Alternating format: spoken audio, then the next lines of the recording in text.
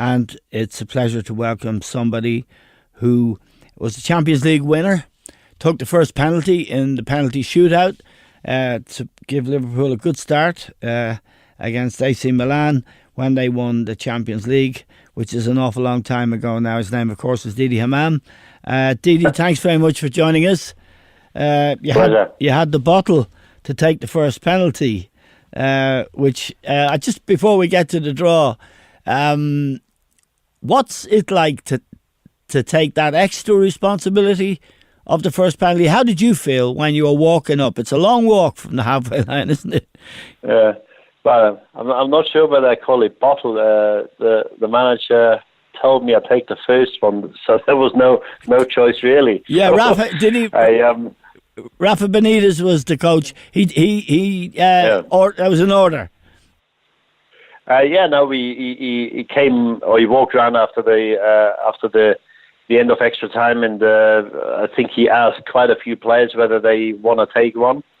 I just nodded. I said, yeah, I'll take one. And he came back a couple of minutes later and said, you take the first one. So that was it, really. My task was made a little bit easier because Serginho missed the first one for AC Milan. Yes. But at the same time, it was the chance for me to get us ahead the first time on the night. And it is a long walk, and you just have to try to cut these things out. End of the day, it's you're 11 or 12 yards out against the goalkeeper. I'd say if you take this in training, you fancy yourself 8 or 9 times out of 10 you've got to score.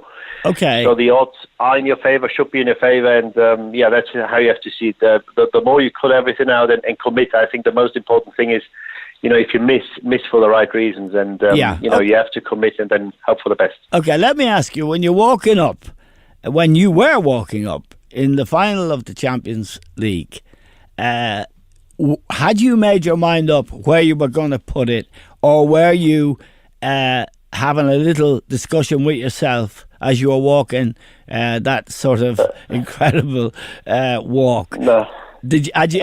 Tell me what was going on. Was there a little argument? No, my mind was made up, and obviously I didn't have anything to go on, which is sometimes a good thing, a bad thing, because taking the first one, there was one in normal time, which Xabi Alonso missed. He put the rebound in.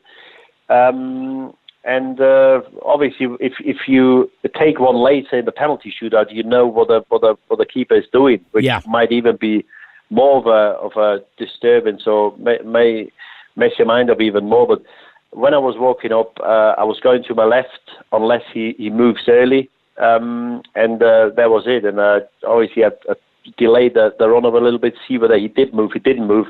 He's a very tall and imposing man, Dida, when he stands upright in goal. So I just wanted to make sure, obviously I was going to my left because I always felt that going across your body, it's easier to generate pace. Yeah. And height for me is the biggest factor in a penalty. There's a stat that if you hit a penalty above 3 foot high, there's a 90% better chance to score because all the penalties are saved down on the floor. So I wanted to obviously hit the corner and hit it at a decent height, and where I did put it, I probably couldn't have placed it any better. Delighted and relieved when it did go in. Okay, folks, now we know why Germans always win the penalty shootout.